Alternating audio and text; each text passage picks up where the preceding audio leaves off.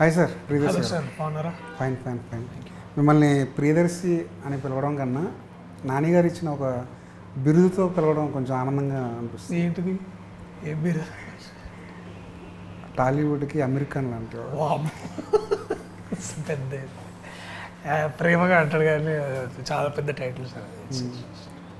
ఆ రోజు స్టేజ్ ముందు నేను ఉన్నాను, స్టేజ్ వెనకాల మీరు ఉన్నారు, మధ్యలో నానిగారు ఉన్నారు. ఆ నోట్లోంచి ఆ వర్డ్ రాగానే ఇన్నర్ ఫీలింగ్ ఏంటో? ఫీల్స్ వెరీ హ్యాపీ అండి. అంటే కన్సిడరింగ్ అంటే అంత గొప్ప యాక్టర్తో పోల్చడం అనేది it feels very happy definitely. కాకపోతే అది దాంట్లో ఆ బరువు తీసుకోవడం కూడా కాస్త ఇబ్బందిగానే ఉంటుంది. So I feel grateful. అంటే అది ఆయన పెట్టుకున్న ప్రేమ నమ్మకం అట్లాంటిది. So I feel grateful for him for the way he said it. ఆ సందర్భం కూడా చాలా గొప్ప సందర్భం. అంటే 35 లాంటి సినిమాలో ఏదో పాత్రకి ఆయన సినిమా పూర్తిగా నచ్చి చూడండి అని ఆయన కూడా అక్కడ కూడా ఎంతో ప్రేమగా వచ్చి మాట్లాడి చెప్పడం డెఫినెట్లీ అండి ఇట్ ఫీల్స్ గ్రేట్. కాకపోతే అది ఏంటంటే దాన్ని చాలా కష్టపడాలి, దాన్ని హోల్డ్ చేయాలంటే అంత ఈజీగా అయ్యే పని కాదు అది. స్టేజ్ దిగ్గానే దాన్ని దింపేసుకున్నారా లేదా ఇంటికి వెళ్ళిన తర్వాత రీక్యాప్ ఒకటి చేసుకున్నారా? యాక్చువల్లీ స్పీకింగ్ ఆ స్టేజ్ అప్పుడు మర్చిపోయానండి. అది మర్చిపోయి, ఎందుకంటే అక్కడి నుంచి వేరే పనిలో ఏదో ఉండి దాంట్లో పడి అది వెళ్ళిపోయాము. అది ఏమైందంటే మా చెల్లి షీ మెసేజ్డ్ మీ, ఓ నాన్న ఇంత పెద్ద మాట అన్నాడు. అప్పుడు మళ్ళీ ఓహో అన్నాడు కదా అని నేను మళ్ళీ అన్నారు. మళ్ళీ మర్చిపోయేప్పుడు మీరు గుర్తు చేశారు. నానితో మీ రిలేషన్ ఆ ర్యాప్ ఎప్పటి నుంచి? అది ఎంసీఏ నుంచి అండి. ఎంసీఏ కంటే కూడా I think I remember SIIMA అప్పుడు అనుకుంటా. సైమా అప్పుడు చాలా అప్రిషియేట్ చేశారు ఆయన పెళ్లి చూపుల తర్వాత. ఒక సినిమా ఒక డైలాగ్ తోటి the way you came like a force, అది చాలా బాగా అనిపించింది అని. ఎంసీఏలో వర్క్ చేసాం కదా, కాబట్టి అప్పుడు ఇంకా పరిచయం పెద్దదైంది. And it's been always appreciative of my work. Mallesham trailer launch చేయడము, తర్వాత ఇవన్నీ చూడడము, ఇవన్నీ ఆయన he's been watching my work closely. And cinema చేయలేకపోయినా కూడా ఏదో ఒక సందర్భంలో మాట్లాడుకోవడం, కలవడం అది జరుగుతూ వస్తుంది గత 7-8 ఏళ్ళుగా. అట్లా మళ్ళీ ప్రియదర్శి అయితేనే బాగుంటాడు ఈ క్యారెక్టర్కి అని హాయనానాలో అందరూ అంటే వాళ్ళకి ఆ ఫీలింగ్ ఉండింది. ఆయన దాన్ని ఇంకా బలంగా వాయిస్ చేసి దర్శన్ తీసుకురండి క్యారెక్టర్కి బాగుంటాడని అనడము. సో ఇవన్నీ హీఈస్ ఆల్వేస్ ఒక అన్నయ్యలానే వాడిని తీసుకురండి, వాడు చేస్తాడులే ఇట్లా అది he's been that big brother to me. And చాలా సినిమా గురించి చాలా నేర్చుకునే అవకాశం దొరుకుతుంది నాని అన్న దగ్గర. ఎందుకంటే ఆయన టాలెంట్ మనము సినిమాల్లో సక్సెస్ ఫెయిల్యూర్ లెక్కన కాకుండా ఆ వ్యక్తి the amount of knowledge that he has for cinema is incredible. అది చాలా రేర్ క్వాలిటీ. అంటే సినిమాని ప్రేమించడం అనే కాదండి, అంటే మనం అందరూ సినిమాని ప్రేమిస్తాం. మీరు ఒక రివ్యూ రైటర్ లాగా ప్రేమిస్తారు, ఆయన ఒక నటుడు. బట్ ఆయన ఏంటంటే అన్ని డైరెక్షన్స్లో ఆయన ఇది ఉంటుంది అనమాట. So that is something it's very very very grateful to have work. అంటే అట్లాంటి వ్యక్తితో పనిచేయడం, అట్లాంటి వ్యక్తి ఇట్లాంటి కథల్ని సపోర్ట్ చేయడం, దట్ ఫీల్స్ గ్రేట్. అదే మీ అంతర్గత సమావేశాలు అనుకోండి, పెద్ద వర్డ్ ఇది. కానీ అలాంటప్పుడు నానిలో ఉన్న సినిమా మీద ఉన్న ప్యాషన్ చూసి షాక్ అయిపోయిన సందర్భాలు, ఆ నాలెడ్జ్ టువర్డ్స్. అదే అండి, దట్ ఈస్ వాట్. అంటే ఆ సంభాషణ నుంచి పుట్టుకొచ్చిందే సినిమా ఒక విధంగా చెప్పాలంటే. ఆయన కూడా ఇట్లాంటి సినిమాలు చేయాలని ఎప్పటి నుంచో అనుకుంటున్నాడు. ఆ టైంలో నాకు ఇది ఉండింది నా చేతిలో. అండ్ దెన్ నేను చెప్పగానే ఎమ్మటే అయిపోయింది. అంటే తీసుకున్న టైం పట్టింది. ఎందుకంటే మేము కూడా మేం కాదు, రామ్ జగదీష్ రాయడం కానీ, తర్వాత హాయనాన్న అయిపోవడం, హాయనాన్న తర్వాత మళ్ళీ అది రెడీ ఉన్నప్పుడు చెప్పడం, చాలా ఆయన విన్న ఒక్క నిమిషంలో చెప్పేశారు ఇది మనం చేద్దాం అంతే అని అన్నారు. So but it comes out. అంటే అదే మేము I think that most memorable moments were in Goa when we are shooting హాయనాన్న. అప్పుడు మాట్లాడిన మాటల్లో నుంచి పుట్టుకొచ్చిన ఒక ప్రోడక్ట్ అనుకోండి ఇది అట్లాంటిది అనమాట. And he's incredible actor and also an incredible human being. అతనికి ఆ సినిమాకి పట్ల అతను ఉన్న ప్రేమను చూస్తే మనకి ఈర్ష కలుగుతుంది అనమాట. నేను ఎందుకు ఇట్లా ఆలోచించట్లేదు అని అనిపిస్తుంది. ఆయనలో రైటర్ కూడా ఈ సినిమాకు ఉపయోగపడ్డారని. He is definitely a very good writer అండి. ఆయనకి he is a successful actor because is a very good writer. అది చాలామందికి తెలియదు అది. అండ్ అతను ఒక మెటీరియల్ చూసి ఇది డ్యామ్ గన్ షాట్ వర్కౌట్ అవుతుందని చెప్పగలిగే ఆ స్కిల్ ఉన్న వ్యక్తి అతను. చాలా చాలా తక్కువ మంది ఉంటారు అట్లా. మళ్ళీ నాకు అంతగా అనిపించేది మళ్ళీ Shri Vishnu judgement incredible judgement ఉంటుంది. అట్లాగే రాహుల్ది కూడా. So they know what material works for them and what material will work చెప్పగలరు. వాళ్ళకి ఆ శక్తి ఉంటుంది. ఇది కూడా విన్న తర్వాత this is a good film, we have to make a great film out of it అన్నారు అంతే. అండ్ సో మీకు కూడా అది అర్థమవుతుంటుందని ఆ టీన్స్ ఇందులో విషయం ఉంది, ఇది చేయగలం. అఫ్కోర్స్ మీకు అంటే నాకు అది ఎట్లా తెలియదు కానీ విన్నప్పుడు అద్భుతంగా అనిపించింది. ఇలాంటి సినిమాలు మనం చేయాలనిపించింది. మిగతా కథలు కోర్టుని పక్కన పెడితే మిగతా కథలు కూడా అనిపిస్తుంది డెఫినెట్లీ. అంటే ఇప్పుడు అట్లీస్ట్ నేను చేస్తున్న కనీసం ఈ 3 సినిమాలు అయితే గట్టిగా అట్లా అనిపించినాయి కాబట్టి చేస్తున్నాను.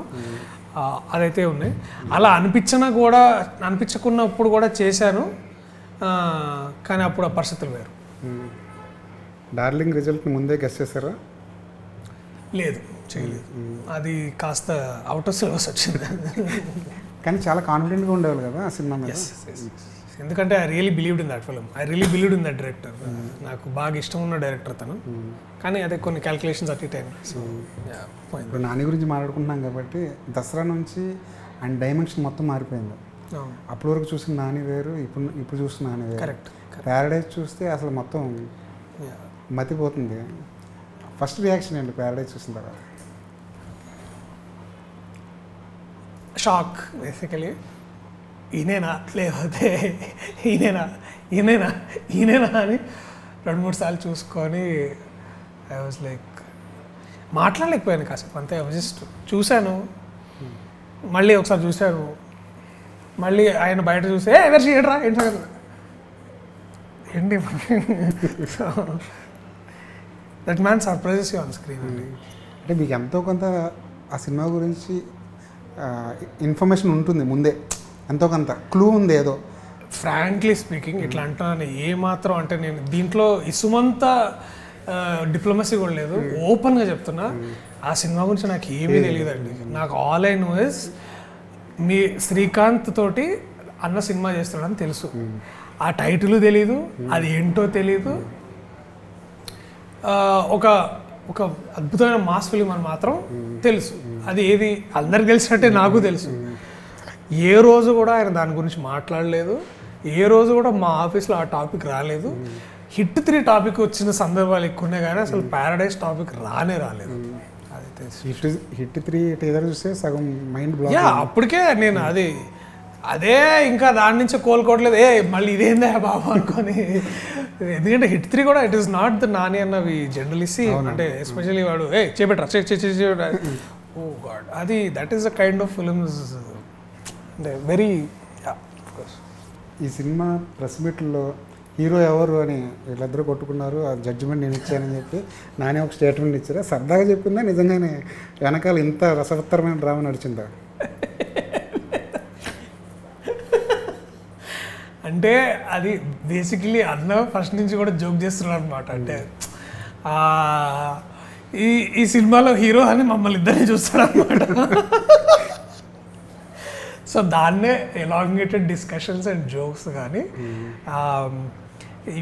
మళ్ళీ అగైన్ ఇందులో మళ్ళీ ఏమాత్రం డిప్లొమసీ లేదు. మీరు చూస్తున్న క్యారెక్టర్స్ వెనకాల ఏ ఒక్కరు లేకపోయినా సినిమా నడవదండి. Of course of the face of the film నేను అయి ఉండొచ్చు, నాకు కొంచెం పెద్ద పోస్టర్ అయి ఉండొచ్చు, కానీ కథలో అందరూ ఈక్వల్లీ ఇంపార్టెంట్. నేను హీరో కంటే కూడా నేను ఈ సినిమాలో ఒక సెంట్రల్ క్యారెక్టర్ అని చెప్పడంలోనే నాకు హ్యాపీనెస్ ఉంది. ప్రాక్టికల్గా అదే కరెక్ట్ అని కూడా నాకు అనిపిస్తుంది. I'm from the principal lead కాస్ట్లో నేను, మన అబ్బాయి రోషన్, శివాజీ గారు, హర్షవర్ధన్ గారు, తర్వాత మన సాయి కుమార్ గారు, వీళ్ళందరూ they played incredible roles. And ఏ ఒక్క క్యారెక్టర్ తీసినా కూడా the film won't work sir. అదే దట్స్ ఫర్ షూర్. అది మీరే ఒకసారి మళ్ళీ 13వ తారీఖు 14వ తారీఖు చూసినప్పుడు మీకు మీరే మళ్ళీ మీకు ఒకసారి గుర్తు తెచ్చుకుంది నేను ఇప్పుడు చెప్పింది మీకు ఆ రోజు గుర్తుంటే మీకు తెలుస్తుంది సార్.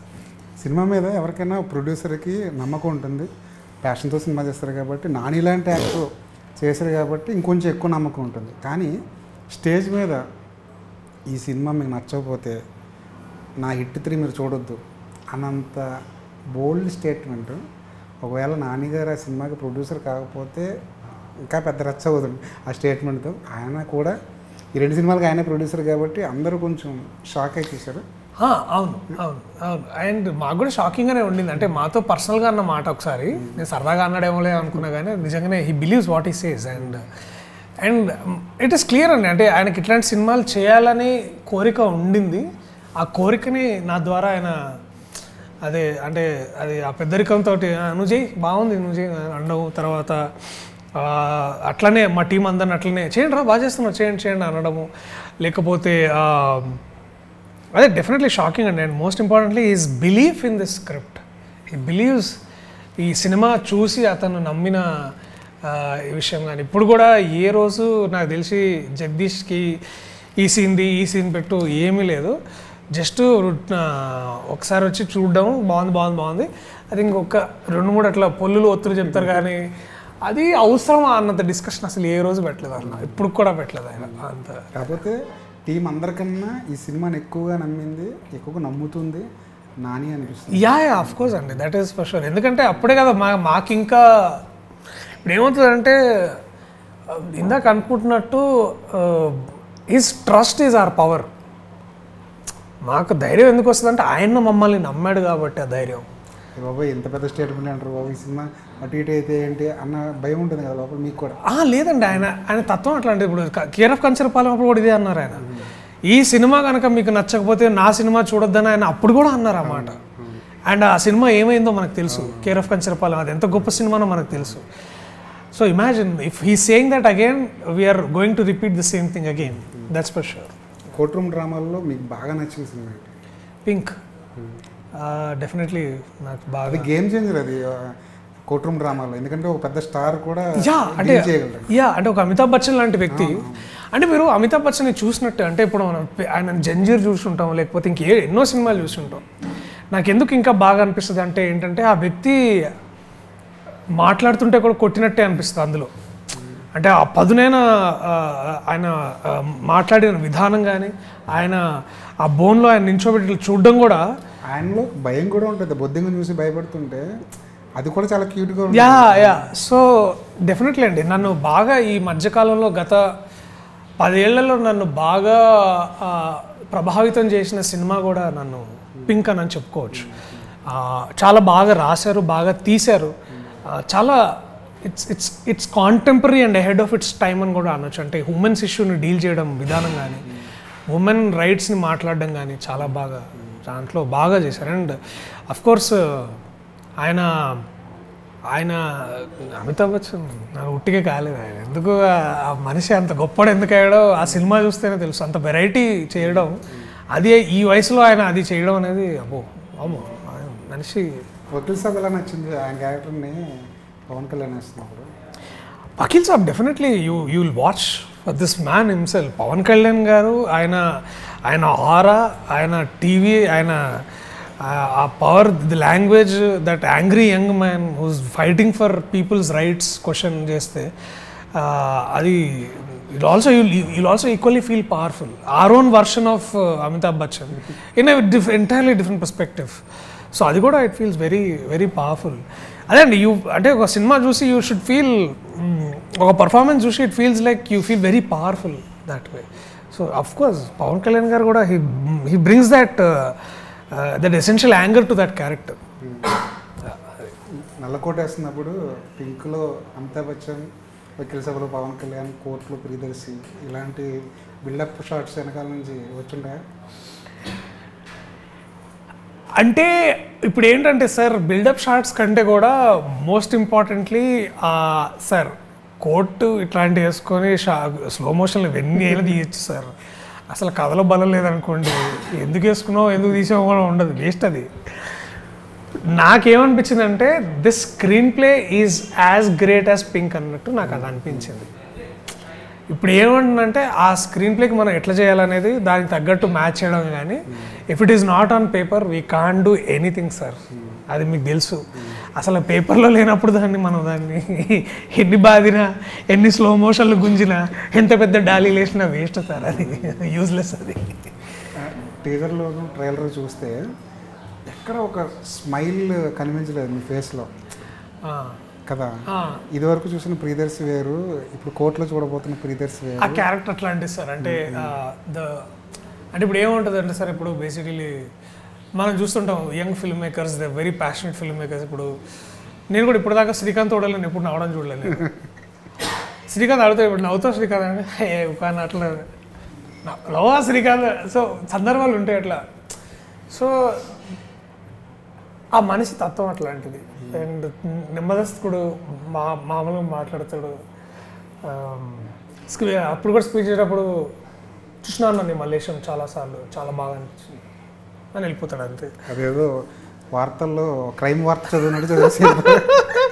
సో ఆ మనిషి వ్యక్తిత్వం అట్లాంటిది అంతే. వీడి వ్యక్తిత్వం కూడా అట్లాంటిది అనమాట. నవ్వుతాడు కానీ దాని సందర్భం వేరుంటుంది అట్లా. ఏదైనా ఈ సినిమా కోసం నేర్చుకున్న కొత్త విషయం ఏదైనా ఉందా? అదే అండి, ద లా, ఆ చట్టం గురించి తెలుసుకోవడం. అంతే. ఆ చట్టం దాంట్లో ఉన్న లూప్ హోల్స్ ఎట్లా మిస్యూజ్ చేస్తున్నారు, దాన్ని ఎట్లా రైట్గా వాడుతున్నారు, దాన్ని ఎట్లాంటి సందర్భాల్లో వాడుతున్నారు, తర్వాత జ్యుడిషియరీ ఎలా పనిచేస్తుంది, హౌ డస్ ద వీళ్ళు ఇంత పెద్ద భవనాల్లో ఏం చేస్తుంటారు, అసలు హైకోర్టులో ఏం జరుగుతుంది, ఎట్లాంటి కేసులు వస్తుంటాయి, దానివల్ల ఎలాంటి ప్రభావం జరుగుతుంటుంది సమాజంలో, ఇవన్నీ తెలుసుకునే క్లోజర్గా చూసే అవకాశం దొరికింది. అంటే వెళ్ళారా కోర్టుకు వెళ్ళి అక్కడ ఏం జరుగుతుంది, ఆర్గ్యుమెంట్స్ ఏంటి, ఇవన్నీ తెలుసుకున్నారు? చూసే నా ఫ్రెండ్ జయకృష్ణ అని, అతనితో వెళ్ళి కూర్చునేవాడిని కోర్టులో, చెప్పేవాడు, చూపించేవాడు, ఇది ఇట్లా ఇది ఇట్లా ఇది ఇట్లా. కెమెరా ముందు ఇంప్లిమెంట్ చేసిన విషయాలు ఏమున్నాయి? ఏదండి? ఇవన్నీ మీరు తెలుసుకుని నేర్చుకున్న విషయాలు, కానీ కెమెరా ముందు ఇంప్లిమెంట్ చేసిన విషయాలు ఏమున్నాయి? First of all I think look and feel అండి. లుక్ అండ్ ఫీల్ అంటే కాస్ట్యూమ్ అట్లా ఎందుకు ఉండాలి, ఆ గౌన్ ఎందుకు వేసుకోవాలి, తర్వాత ఎట్లాంటి పదజాలం వాడాలి, జడ్జి ముందు ఒక లాయర్ ఎట్లా బిహేవ్ చేయాలి, ఒక లాయర్ ఇంకో లాయర్స్తో ఎలా బిహేవ్ చేయాలి, కోర్ట్ రూమ్ ఎటికెట్ ఏంటి, ఆ డ్రెస్ ఎందుకు నీట్గా ఉండాలి, ఇవన్నీ బేసికలీ ప్రెజెంటబుల్గా ఉండడం అంటే ఏంటి, ఇవన్నీ వి గాట్ ఇట్ రైట్ అండి. అంటే ఫస్ట్ ఆఫ్ ఆల్ జడ్జితో ఎలా మాట్లాడాలి, జడ్జిని ఎట్లా అడ్రస్ చేయాలి, ఇవన్నీ మక్కి టు మక్కి. అంటే మీరు what you see in districts court you will see in our film. మన కోర్ట్ సీన్లు చాలా మెలో డ్రామాలని ఓవర్ ద బోర్డ్ ఉంటాయి. అట్లా ఎప్పుడు ఉండకూడదు సార్. అంటే అసలు కోర్టులో ఎప్పుడు అట్లా ఉండదు. అసలు ఎవరు అందరు చాలా మెల్లగా మాట్లాడతారు, చాలా పొదుపుగా మాట్లాడతారు. ఎవరు కొట్టుకోవడాలు, తిట్టుకోవడాలు, ఈ సందర్భాలు పట్టుకుని ఊగిపోవడాలు ఏమి ఉండవు. అట్లాంటివి చేయకూడదు. అట్లాంటివి చేస్తే జడ్జి మీ మీద కంటెంప్ట్ ఆఫ్ కోర్టు కూడా వేయచ్చు. అట్లాంటివి కూడా ఉంటాయి. లాయర్స్ అందరు కూడా చాలా గౌరవంగా బిహేవ్ చేస్తారు. బయటకు వచ్చిన తర్వాత షేక్ హ్యాండ్ ఇచ్చుకుంటారు, వెళ్ళిపోతారు. ఎవరు వీడిని చంపేయండిరా ఇట్లాంటివి ఉండవు. ఇవన్నీ ఇంప్లిమెంట్ చేశారా? చేసామండి. ఎక్కడ నేను నా ప్రాసిక్యూషన్ వారిని ఎప్పుడు నేను ఒక చెడ్డ మాట అనలేదు, ఆయన కూడా మమ్మల్ని ఎప్పుడు అనలేదు. So it is only the winning of the words, winning of the sentences. There is nothing violent in the film apart from in court room there is no violence. చాలా సివిల్గా బిహేవ్ చేసాం అందరం. సాధారణ జనరల్గా కమెడియన్స్ అందరికీ hero అయిపోవాలన్న goal ఒకటి ఉంటుంది. చాలామంది అలా అయ్యారు కూడా, కానీ కొంతమంది మాత్రమే సక్సెస్ సాధించారు. దానికి కారణం ఏంటంటే సార్ అది నాకు నిజంగా తెలియదు సార్. అంటే దీంట్లో నాకు నన్ను కూడా నువ్వు హీరో అవుతున్నావు, జాగ్రత్త అంటారు. జాగ్రత్త అంటే ఏంటో నాకు తెలియదు సార్. ఫస్ట్ ఆఫ్ ఆల్ నాకు తెలిసింది ఒకటి, మంచి కథ ఉంటే చేయడమే, అంతే. సో ఇప్పుడు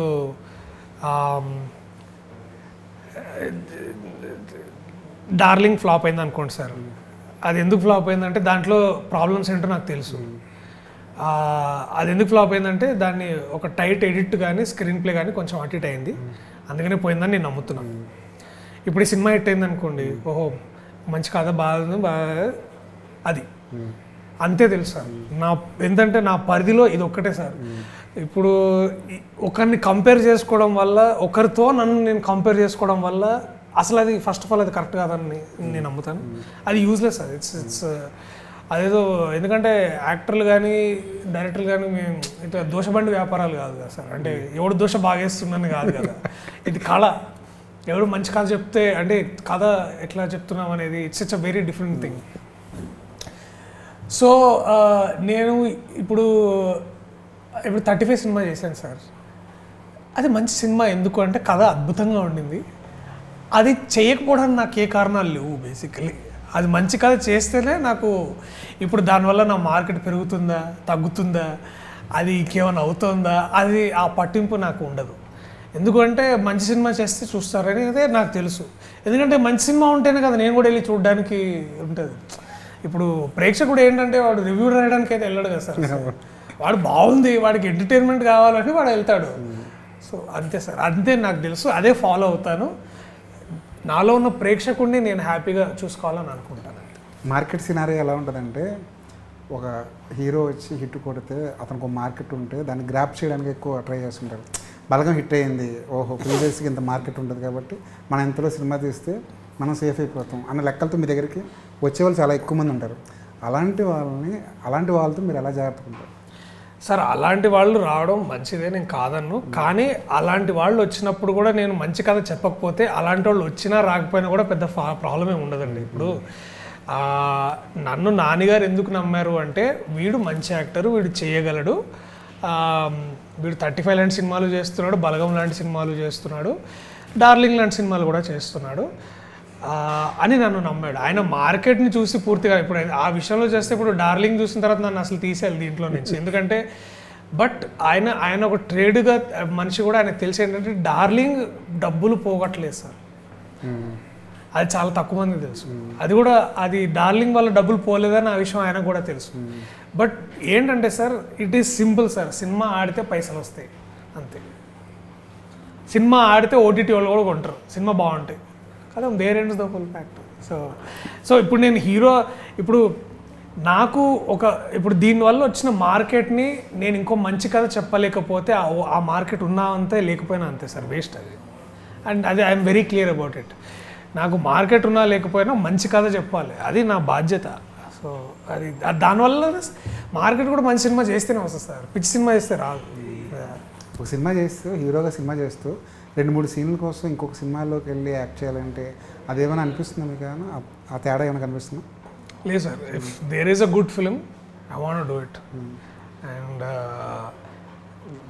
లెక్కపత్రాలు మాట్లాడుకోవచ్చు కూర్చొని, అంటే ఇప్పుడు దీనివల్ల నాకు ఏమవుతుంది ఇవన్నీ అవుతాయా లేవా అని అనుకోవచ్చు. కానీ ఎసెన్షియలీ ఒక యాక్టర్గా మంచి కథలు చెప్పలేకపోతే నేను యూజ్లెస్ అని ఫీల్ అవుతాను.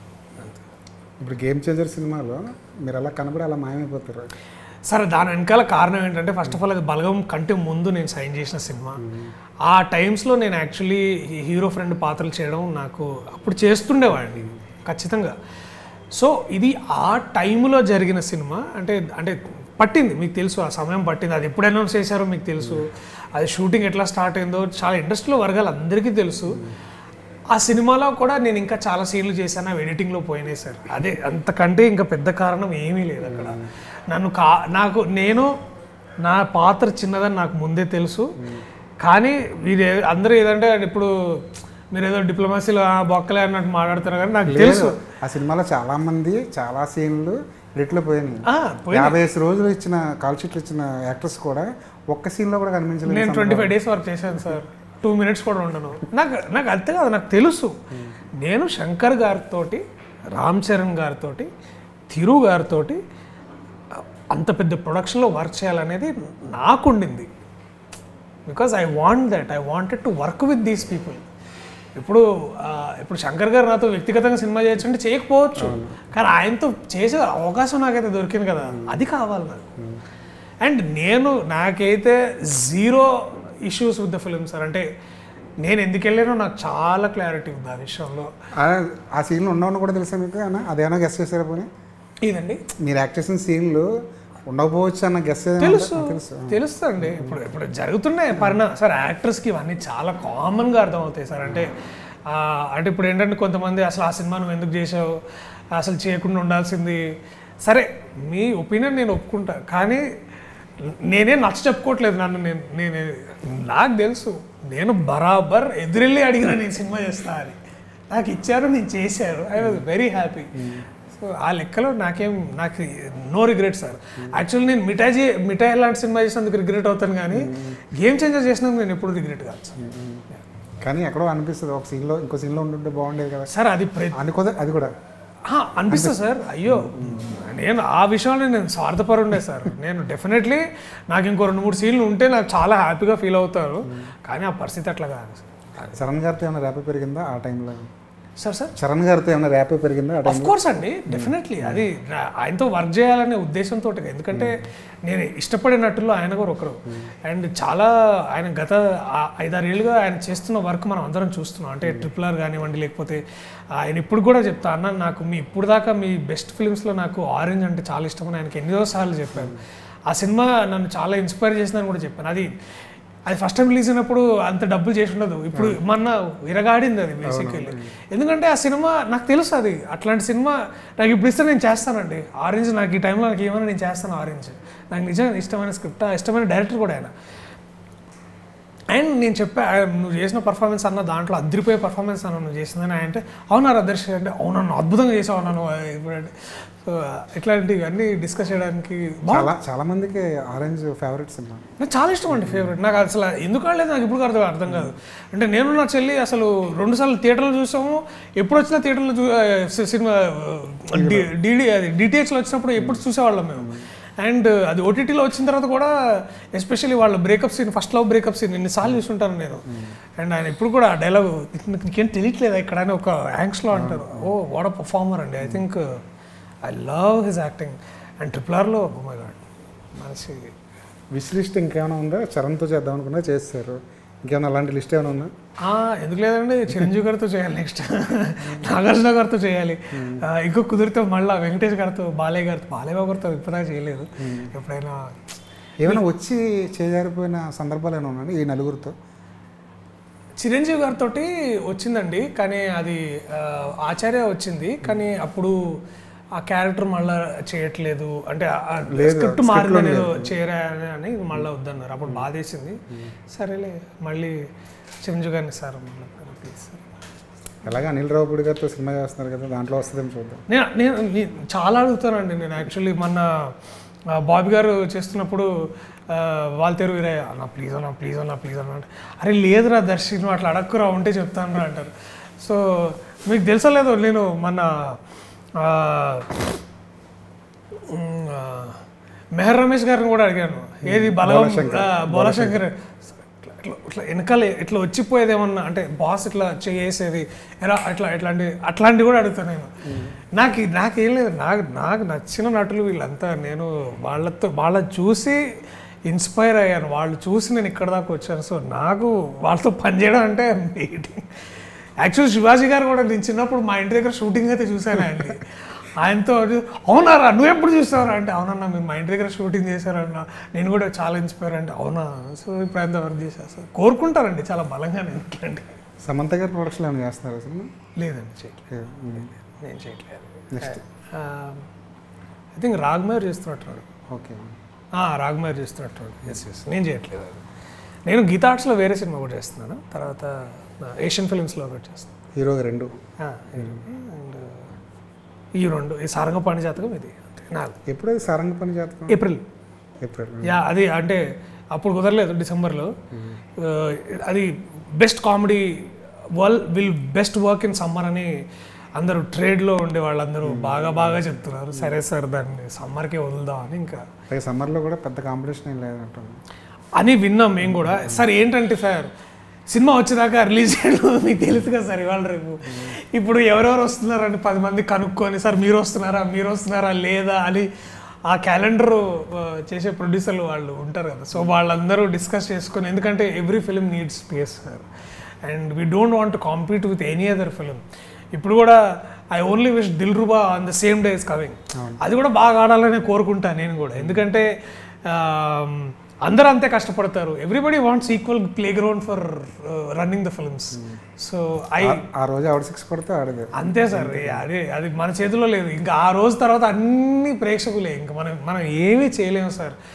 మంచి ట్రైలర్ ఇవ్వడము, మీలాంటి వాళ్ళని కాళ్ళలో వెళ్ళబడి సార్ మా సినిమాలు చూడండి మీ ఛానల్ ద్వారా చెప్పడము, ఆ తర్వాత అది వెళ్ళి అప్పగింతలు ఇచ్చేయడం అంతే. ఇంక మన తర్వాత బాగుందంటే బాగుంది, బాగాలేదంటే అది జడ్జ్మెంట్ వాళ్ళ చేతిలోనే ఉంటుంది. రైట్ సార్, 14వ తారీఖున మీ సినిమా వస్తుంది, పెద్ద హిట్ అవ్వాలని కోరుకుంటున్నాం. Thank you sir, thank you so much, చాలా thanks. All the thanks to thank you. Right. Bye.